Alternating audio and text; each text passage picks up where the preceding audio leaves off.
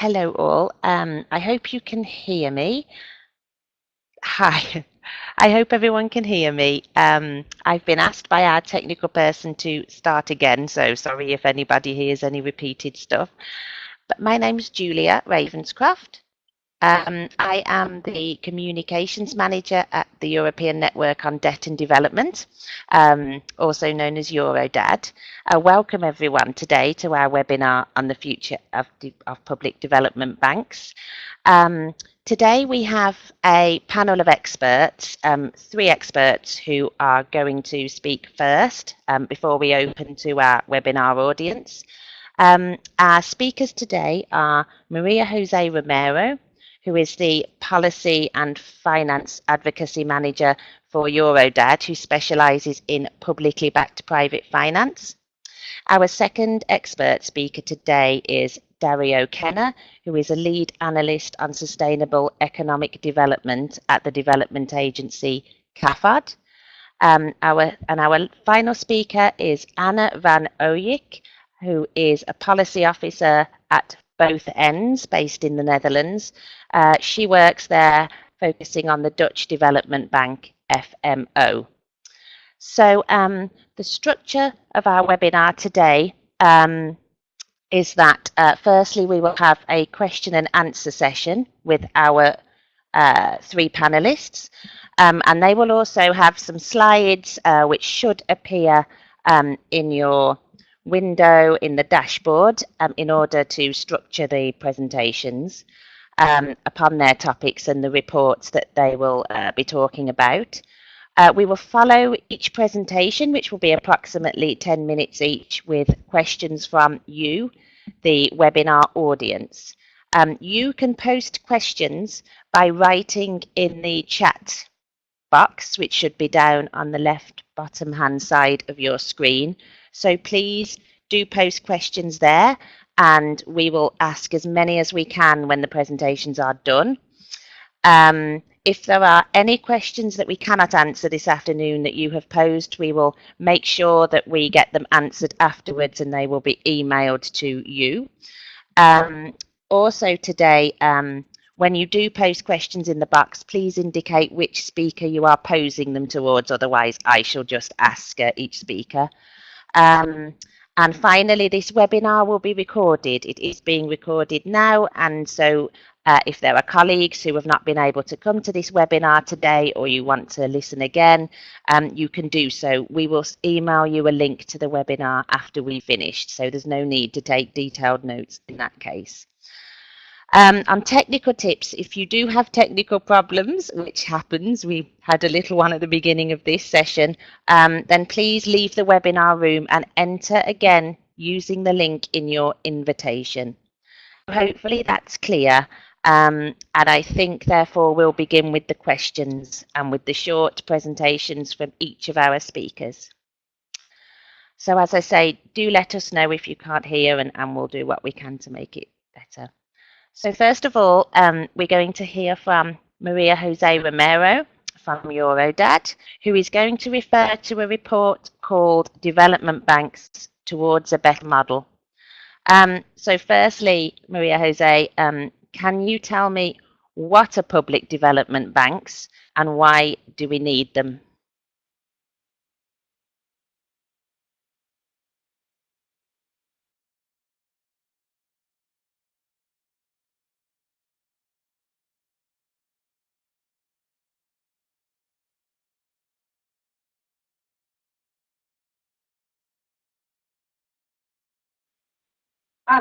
I'm sorry, I was muted.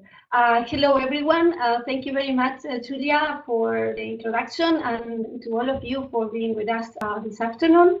As Julia mentioned, we are going to present the details included in the report that we launched last year on public development banks.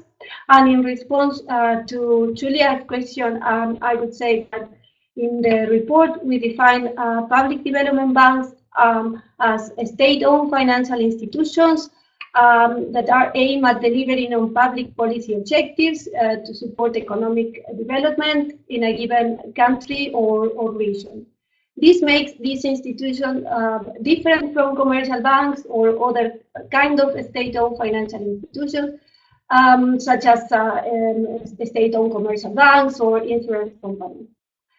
This is extremely important because public development banks are institutions that are not profit-oriented. And this makes them extremely relevant when it comes to development finance. It's important to say that in the report we differentiate the term public development bank to the term development finance institution, which is often a subset of a public development bank. Development finance institution includes multilateral public development banks and also public development banks that are established in one normally high-income country but operate in developing countries. So the world of public development banks is much more complex and includes many other institutions. They can be grouped in 3 different groups. They run at national, regional, and global level. This is very important, as I mentioned. The second part of Julia's question goes to the point that relates to why these institutions are relevant.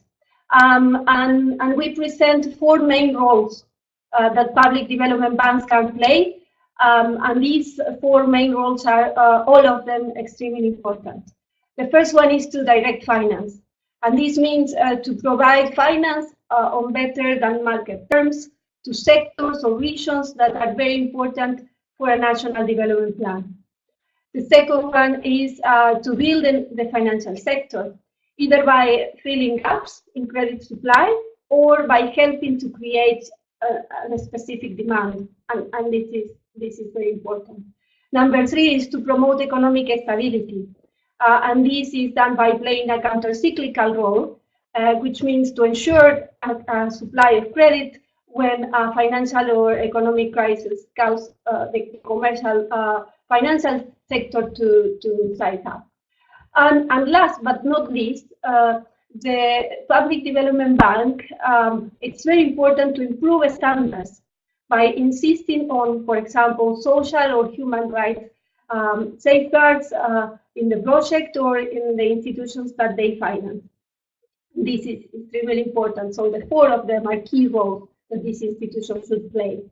And the final point in response to Julia's question is that currently public development banks are very relevant in the public discussion and development finance. They are enjoying our researchers. There is high interest in national, regional, and multilateral public development banks, stimulated by the important role that they play during and since the last financial crisis.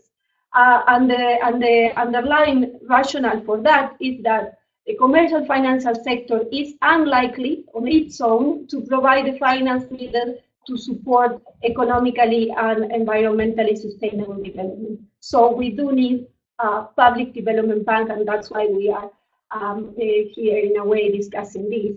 But in our report, we also argue that we don't need whatever type of institutions, and these institutions should fulfill a set of criteria to fulfill these roles effectively. Okay, thank you very much for that. And I have just one more question for you at the moment, Maria Jose, which is your report says public development banks, which are clearly very important, need reform. So what are the key things that need to change? What changes do the banks need to make? Thank you once again, Julia, for this question, because this goes to the core of our report. In our report, we identify 4 core features around which we develop a blueprint for an ideal public development bank. And you have the model and the 4 pillars in the slide that I shared with you in the PowerPoint presentation. This can be very complex, but I will try just to summarize the main things that are in this very important slide. The first thing is that we identify that a public development bank needs clear mandates that focus the institution solely on delivering development-focused objectives. And this is essential if a public development bank is to support the delivery of sustainable development goals. Public development banks have also needs also to take responsibilities for the social and environmental outcome of all its activities, including human rights, labor, gender, and also financial transparency and responsible taxation policies of the institution as such and of all the different partners that are supported by a public development bank. The focus of public development bank activity is on long-term, sustainable, predictable, and counter-cyclical funding. This means that the institution should help boost financial stability and support the sustainable transformation process of national economies. And this is at the core of the mandate and role of the institution. And the Public Development Bank should be aligned with the activities to democratically determine national plans to ensure that it helps to support strategic economic sectors and to improve the financial sector as a whole. And with that, I summarize the main things that are about the mandate and role of a public development bank. Coming to the operational strategy of the institution, it's extremely important that a public development bank it's extremely careful about how and where the institution raise money, and of course how they select their projects and the clients that support. So if a public development bank relies heavily on commercial financing, they may face similar market incentives and pressures as a private institution do. And that's why this is critical. If multilateral public development banks are to be genuine longer-term partners for a country's development, they should seek to empower national public development banks that are well-run and well-governed along the lines of the principles that we are also putting together in this framework. And when this happens, they are more able, national institutions are more able to serve democratically decided national development strategies and the development of a local private sector. But also, quite importantly, in relation to the operational strategy, is that the Public Development Bank has the internal capacity to assess and systematically demonstrate the impact of its policies and its investment decisions. So this is as a whole in relation to the operational strategy. Around financial sustainability, Public Development Bank need long-term financial sustainability so they can deliver consistently on their development mandate. But this does not mean that financial returns should be prioritized over sustainable development outcomes. On the contrary, development outcomes should be the ones that take priorities in their investment decisions. Public development banks staff should be trained and incentivized to approve projects according to the public good rather than purely commercial decisions. And finally, good governance is essential, including representative and democratic governance structures and open, inclusive, and accountable decision making. And in particular, when it comes to multilateral public development banks, they must not override democratic decision making in the countries in which they invest, which should have, as a minimum first step, an equal say in decisions affecting development in their own countries. So public development banks should work on the basis of strong transparency policies, They should be scrutinized by democratically elected and implement robust accountability systems. An enforcement mechanism, very importantly, should include internal and external sanctions.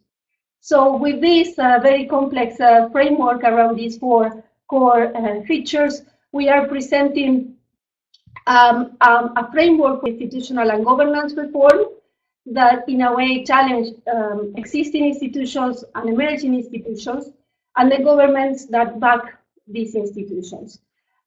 We encourage CSOs to use this framework to assess how different banks perform against this blueprint for a model public development bank. And we also encourage national governments to embrace the entire set of recommendations because they will not work if they are taken separately or in isolation. I really hope that the four main principles and all the criteria that we have developed in this framework are the ones that civil society organizations can support. And I am open to receive your questions. Thank you very much. Thank you very much, Maria Jose. And yes, for people listening, please, you can begin posting your questions if you have any for Maria Jose. Do start now, that's fine. But now we're going to move to Dario Kenner from CAFOD, who is going to talk about CDC's new strategy. He will refer to a briefing which is entitled, How can CDC use DFID's planning funding of £3.5 billion to deliver the Sustainable Development Goals? That's the report that he's referring to.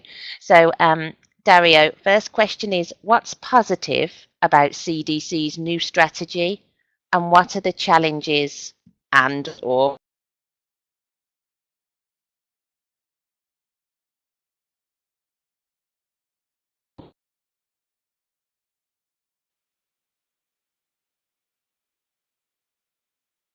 Hello everyone, I hope you can hear me. If somebody could confirm they can, that would be useful. Great, okay. Well, thank you very much to Eurodad and to the other organizations involved for inviting us, and it's great to be here for this webinar. So in terms of the positives, there are definitely many positives from their new investment strategy, which covers from 2017 to 2021. And I will move to the next slide. Well, before getting to the positives, this is probably quite difficult to see, but I just thought it would be useful to present CDC in context, which is mainly the figure I want you to look at is the total portfolio. This is in euros, but CDC's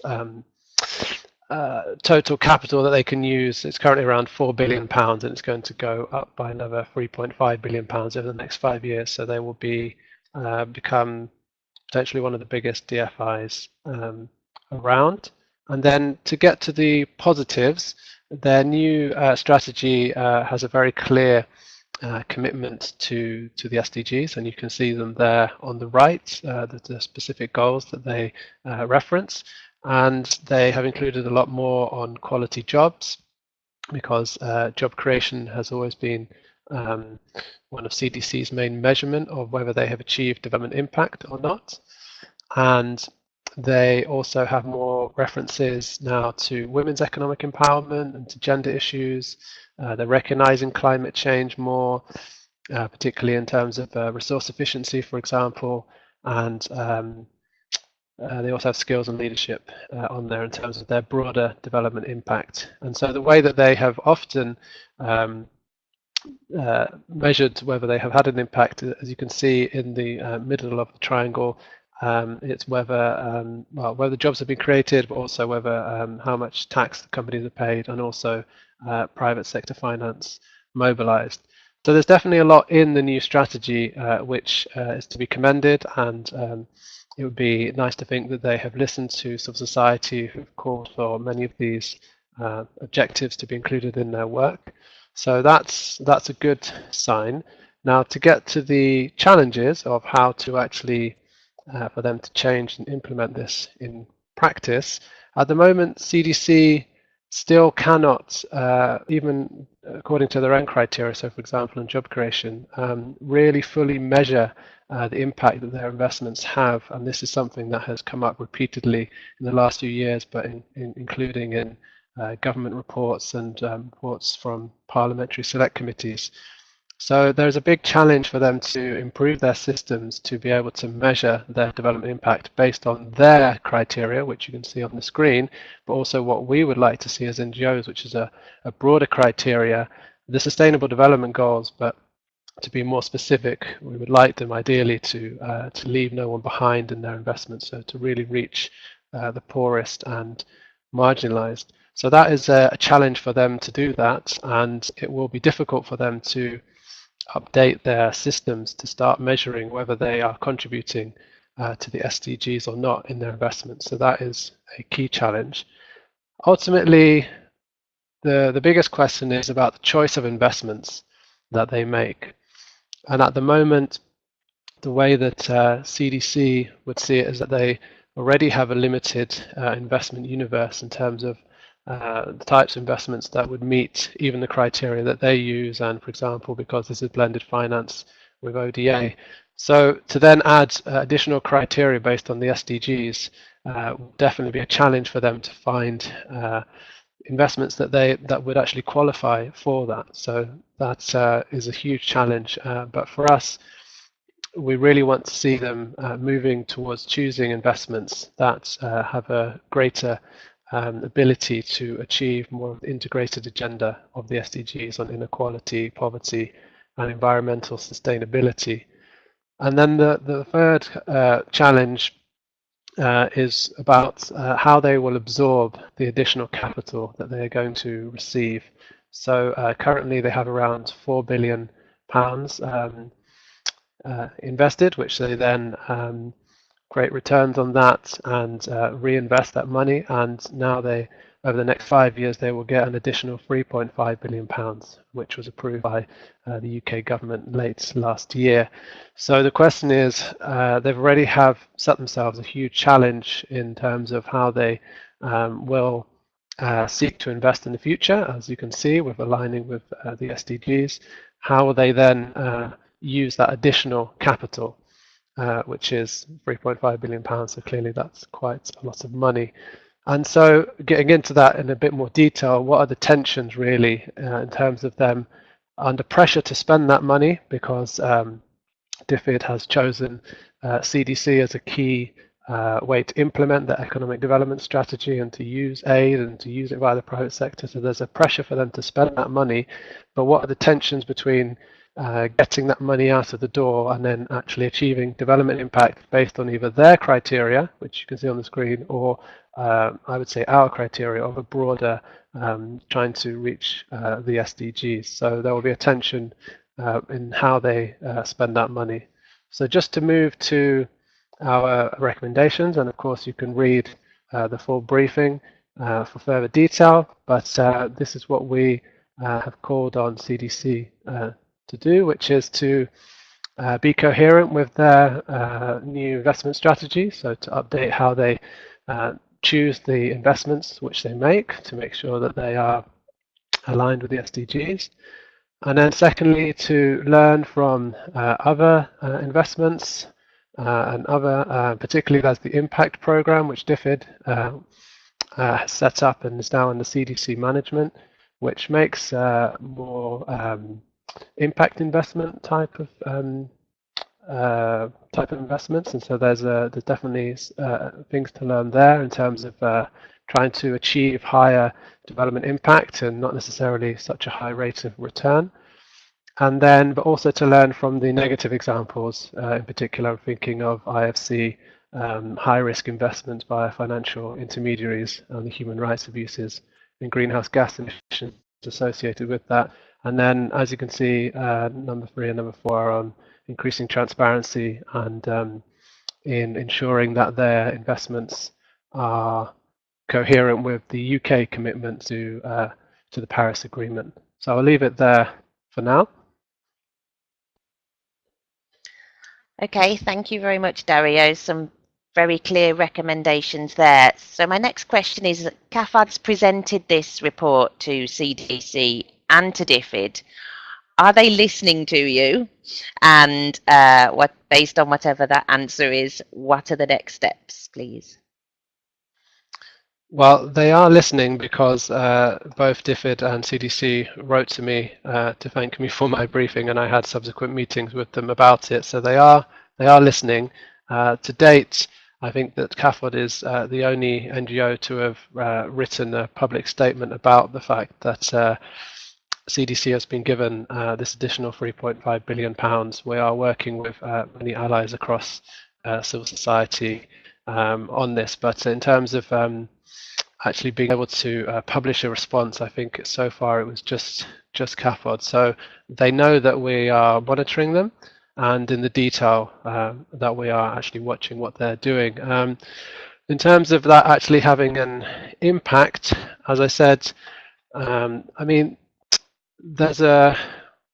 we can agree, as in CAFOD and DFID and CDC, on the importance of the SDGs and on using ODA to ensure that it's used in the way that it should be, so to have a development impact. But I think the real tension and the next steps of what we're going to work on is how much they can actually do that, given that they are set up as a development finance institution. They see themselves as having a particular role in promoting and consolidating the private sector, and they would see that as complementary to DFID's grants, for example.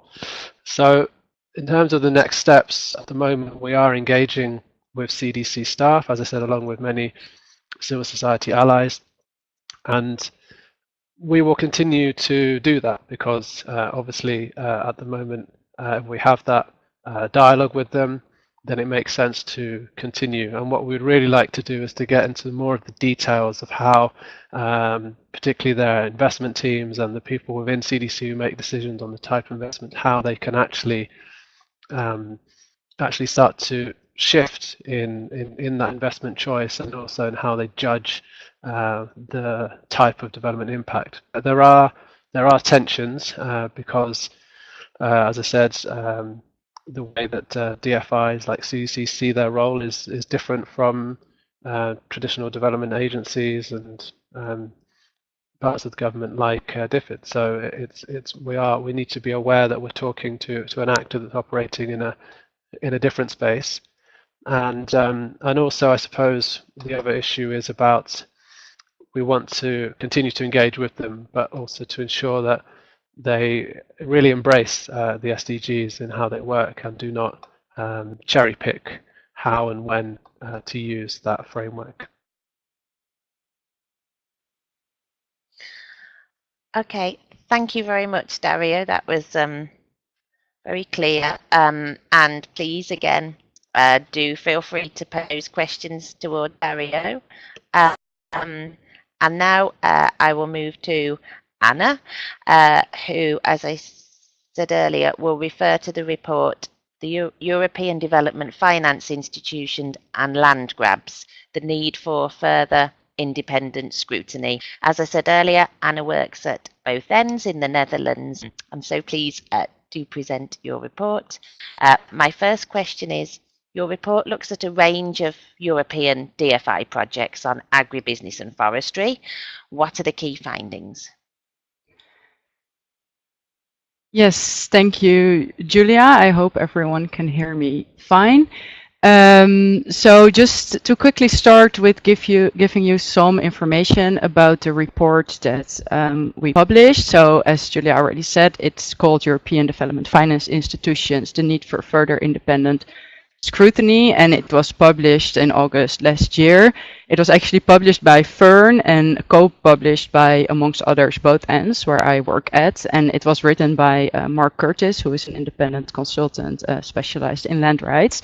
So what the report actually does is that it uses different case studies of projects financed by different European development finance institutions, or DFIs, in the agriculture sector in Africa, to show that the investments of these European DFIs have serious negative impacts on environment and human rights while claiming to promote development. And the report focuses on 9 different cases of DFI projects that are associated with different negative impacts, such as land grabs and forest evictions, but also deforestation, poor labor conditions, reduced access to food and water, and sometimes increased violence and increased conflict. So the report focuses on these 9 case studies, and in these 9 case studies on 15 different European development finance institutions. That, just to give you an idea, in 2015 their joint portfolio went up to 36 billion euro. So I just wanted to highlight one of the cases to give you a better idea of what's in the report, actually. So this is one of the 9 cases that is discussed in more detail, and this is the New Forest Company that and its operations in Uganda. So in Uganda, the New Forest Company is financed by the Dutch Development Bank, FMO, the Finnish Development Bank, Finfund, the Norwegian Development Bank, Norfund, the European Investment Bank, and the International Finance Corporation, that are all directly or indirectly funding the New Forest Company. And the New Forest Company is actually East Africa's 2nd largest private tree planter. They manage about 30,000 hectares of planted forest in Uganda, Rwanda, and Tanzania. And an earlier Oxfam report that already came out in 2011 found that the New Forest Company had been involved in one of the largest land grabs in Africa, when between 2006 and 2010, around 22,500 people were evicted from their homes to make way for the company's plantations. Obviously these evictions led to an increase in landlessness and poverty, and also in some cases the evicted people were subjected to violence and had their crops and livestock destroyed. Already also in 2011 a complaint has been brought to the CAO, the Compliance Advisor Ombudsman of the IFC, which resulted in a mediation process. So I wanted to highlight this case because I think the role of the European development finance institutions is especially concerning, as, for example, the loan of the European Investment Bank was explicitly intended to help the New Forest Company expand its operations in certain districts in Uganda, which directly resulted in the eviction of 7,200 people, according to estimates. And also, I think that especially for Finfund and FMO, the Dutch bank, it is hard to understand how they agreed to fund the project only in 2015. So that was after the earlier evictions, after the Oxfam report came out, and even after the complaint was filed to the CAO. And even more striking is that neither of these banks mentioned anything about any of these earlier events, and actually only publicly emphasized the positive outcomes or the alleged positive outcomes of the project. So that also brings me to some of the main findings and recommendations of the report. The report lists several recommendations, so I will invite you to read the report. I just want to highlight some of them that I also recognize a lot in the work that we do here in the Netherlands on FMO. So the recommendations are structured around 2 different actors. So it lists recommendations for the financial institutions itself, for the governments, and for the NGOs. So to start with, I think that this report clearly shows how the allegations and our serious protests are not being taken serious by the banks. So basically in every case that's highlighted in the report, the banks deny the argument and they keep focusing on their own belief that everything is fine, and they keep highlighting the positives of the project. And also in my experience, I see that a lot here in the Netherlands with FMO. And I think an important reason for this is also the information sources that the banks use, because their information often only comes from their clients and the host governments, and not from civil society organizations or any other external stakeholders. So the report clearly shows that it is very important that DFIs become more open for critique, that they take opposition seriously, and that they allow for independent scrutiny. They need to act upon the allegations and the findings of adverse development impacts, and they should support independent investigations to these negative impacts. Secondly, I think, of course, very important, also related to the first presenters, that DFI should put in place mandatory strong guidelines to ensure that their investments do not cause human rights violations, such as land grabs and forced evictions. And then, of course, this guideline should also be implemented in the right way, and the financial institutions should take greater responsibility for their own screening and do diligence in all of their projects, especially as these European DFIs often have the mandate to operate in fragile states. It is important that they do not over-rely on the host governments and clients that are often in somehow politically conflicted. For Parliament, so I focus here on the European governments that are actually responsible for the European DFIs. So in the end, it is public money, or at least partially public money, that the DFIs use. And according to me and what I see here, I think that the government should become much more accountable for the use of this public money. And there should also be more political oversight and more parliamentary pressure to actually keep the governments accountable over the operations of these DFIs. Then to end with to the NGOs, I think this report clearly shows that this is only a tip of the iceberg. It's actually just the first attempt to combine some of the cases we have on European DFIs and some previous research that has been done on these cases. And I think it shows that much more research is needed and that it's very useful to expose more of these cases. I hope NGOs can do that more, that they can also contribute more to the public discussion and also use the public argument to put pressure on these banks. Also, capacity building of affected groups is obviously really important, that people know what banks are invested and how they can influence them. And then just to end, my own recommendation that's not really in the report, but that I wanted to say anyway, because I hope also that this webinar can somehow serve as a step to increase the cooperation working on the European DFIs, because I think that our advocacy on the national development banks would be greatly strengthened if we can do it together. So I hope we can take it from here. Thank you. Thank you, Anna. And just one more question for me at this stage before we open up to the many questions that have come through from our listeners. Your organisation, as you said, is primarily focused on FMO, and you just mentioned national banks and the changes there. So what has to change so FMO's investments no longer contribute to land grabs and deforestation? And how are you working to persuade them of that? And has it worked so far? Yes, so we're already working with and on FMO for a long time, and on different kind of issues related to human rights and environment, including land grabs. So actually, I think there are a lot of things that need to change that also relate to the presentation that Maria José gave. Just to focus on a few important things, I think important changes are needed on the policy level. Strong policies and practice, of course, implementation of these policies are needed on free, prior and informed consent, broader on land rights and on human rights, for example, on human rights due diligence. Also, at least at FMO, there's still a lot of work to do around transparency and disclosure, which is very important in the end, I think, to monitor these projects.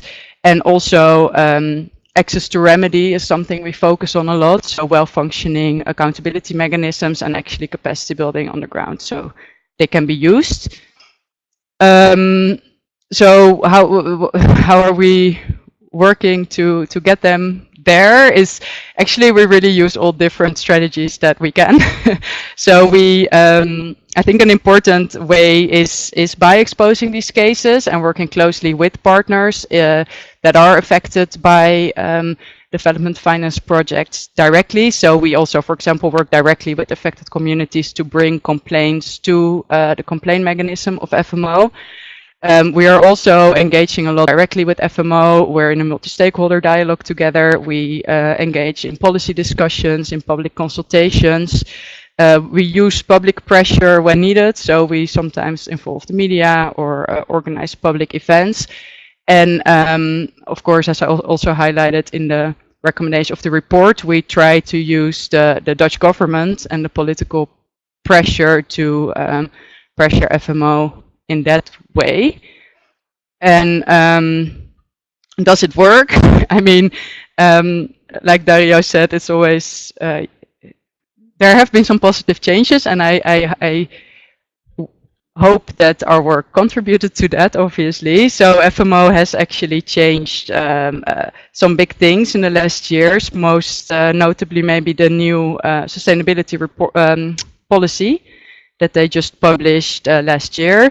And actually in that new policy, they make strong commitments on free, prior and informed consent, on broad community support, and also on human rights. Also, FMO did establish a complaint mechanism. It's actually one of the few European development finance institutions that have a complaint mechanism.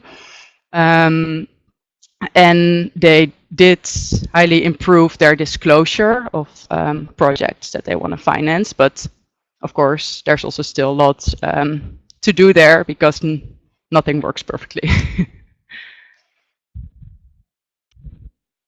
Okay. Well, thank you very much to all three speakers for thoroughly presenting your reports and answering the questions very fully. So now I am opening to the webinar floor. There's been a lot of questions coming through. And as I said, we now have 15 minutes left, so we will get through as many of these questions as we can, but we will certainly provide written answers because we're unlikely to get quite to all of them. So you will all receive written answers through email after this webinar as well. But I'll now turn to some of the questions, and I will try to direct some to the different speakers one at a time.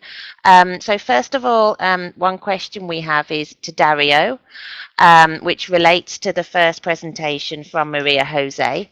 Could you see some of the suggestions made by Maria Jose as applicable to CDC?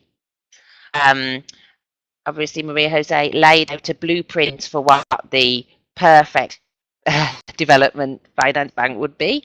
And especially the listener asks in terms of a public orientation and democracy.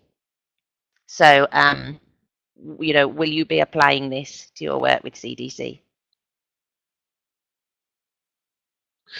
That's a very difficult question for starters.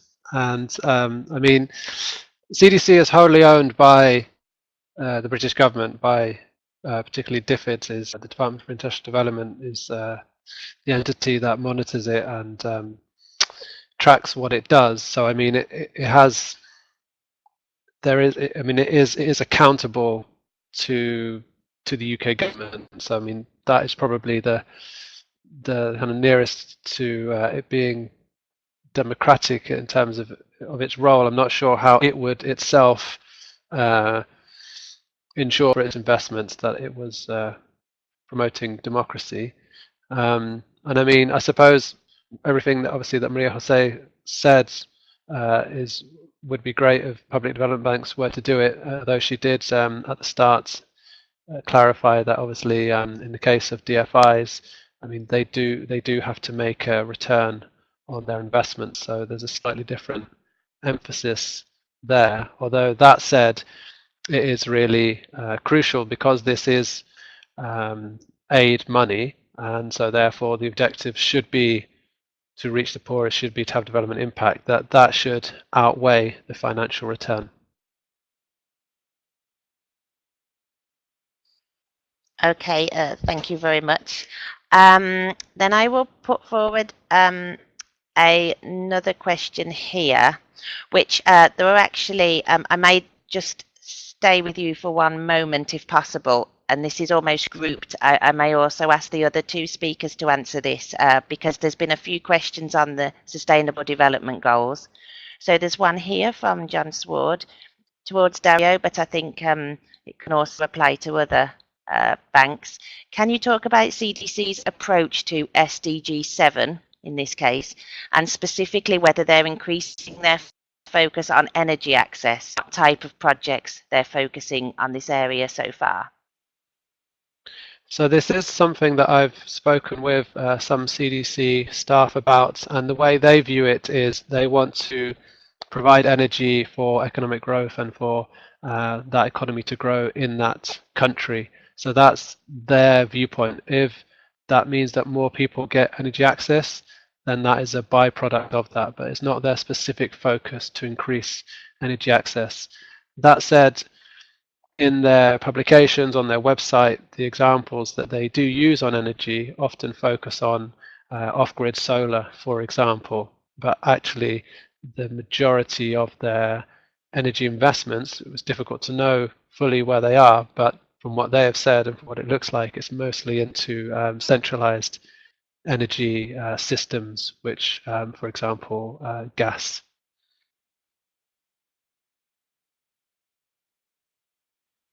Okay, thank you for that. And sticking with the SDG question, Claudio Fernandez is asking, and I begin by directing this to Maria Jose, I think, and possibly then Anna. SDG implementation, do you know of any public development bank that has included SDG conditionality in their loan investment criteria, as in officially in their conditionalities lit?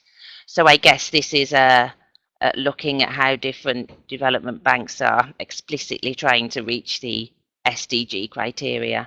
Can I ask you that first, please, Maria Jose?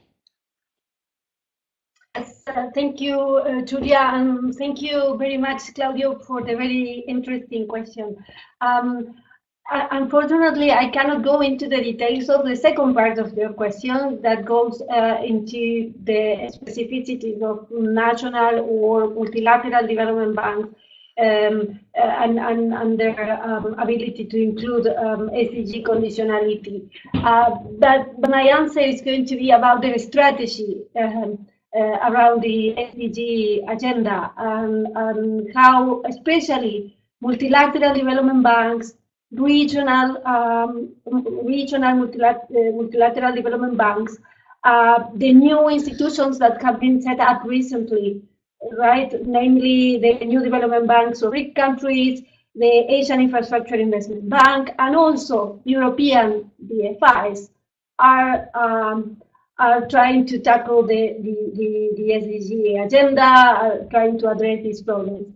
And the first thing to say there is that they are very much in favor of leveraging private finance for that, and instead of revamping their resources or revamping their functions and their roles that they're playing at different levels, they are just trying to call in the private sector, trying to get private finance in when it comes to financing the SDGs.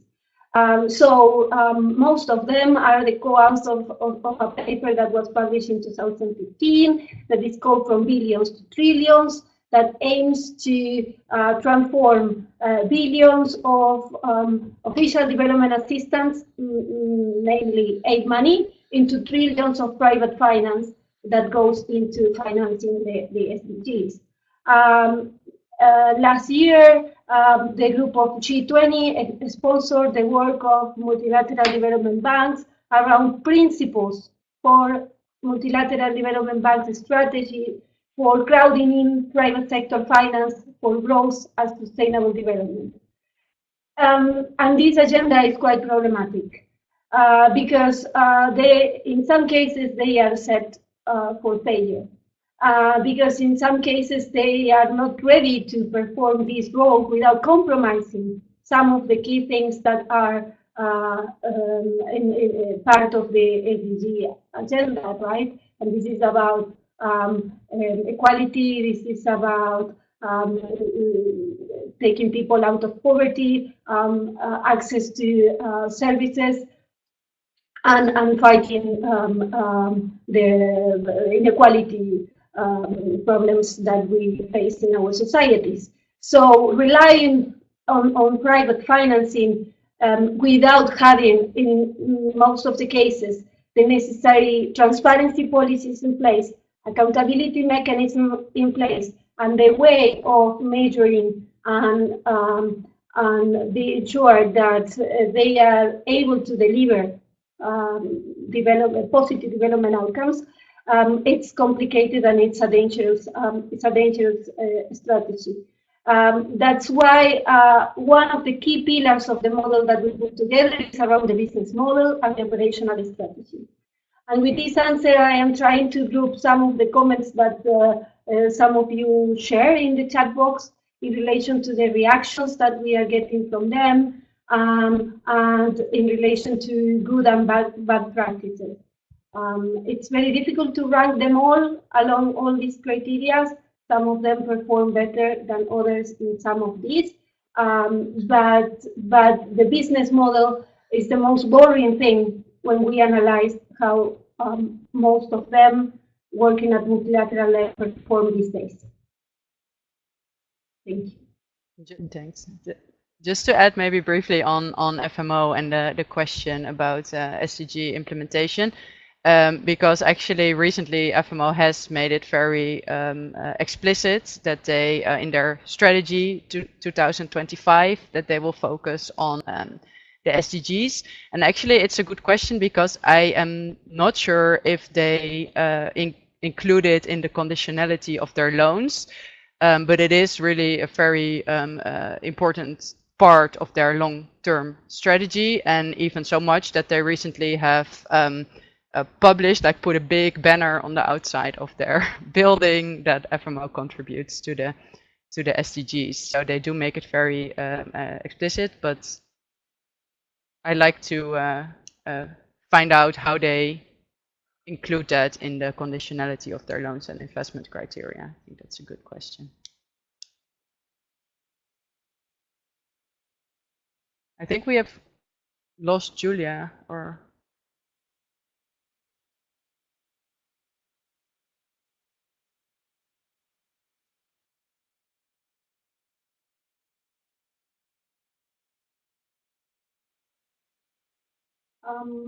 I guess so, yes, that we have lost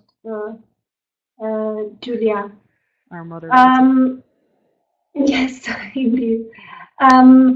There were other questions in relation to good and bad examples on public development banks and CDC investing in social sectors.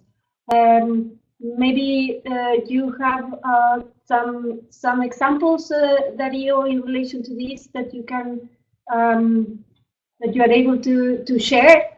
I am referring to the question that Marine shared with us, pros and cons and principles and safeguards in relation to investing in social. Yes, I can try to answer. I mean, I assume you're referring, Marine, to areas such as health and education. Maybe you could clarify in the chat. But yeah, those are, in terms of, they have several priority sectors for their strategy, and education and health are two of those. In terms of safeguards and that kind of, I mean, they do have a code of responsible investing and also their updated investment policy, and this is also to answer the other questions about whether they have those policies. Yes, they do, and so within that they would obviously aim to do no harm. I mean, in terms of the pros and cons, I mean, obviously CDC invests in for-profit projects, so I mean, it comes down to what you think about the increasing coverage of a particular service, such as health or education, and whether that should be for or not for profit. So, I mean, that will come down to your opinion. But I mean, they will have examples on their website and in their reporting on obviously how more people have received healthcare and education through those investments.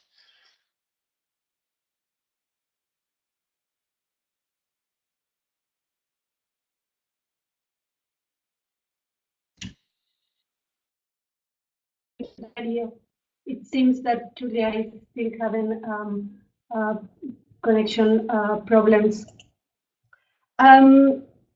I would like to answer one of the questions that some of you share, and one of them it's about the future of public development banks and why they are setting up. Yes, I get the question here.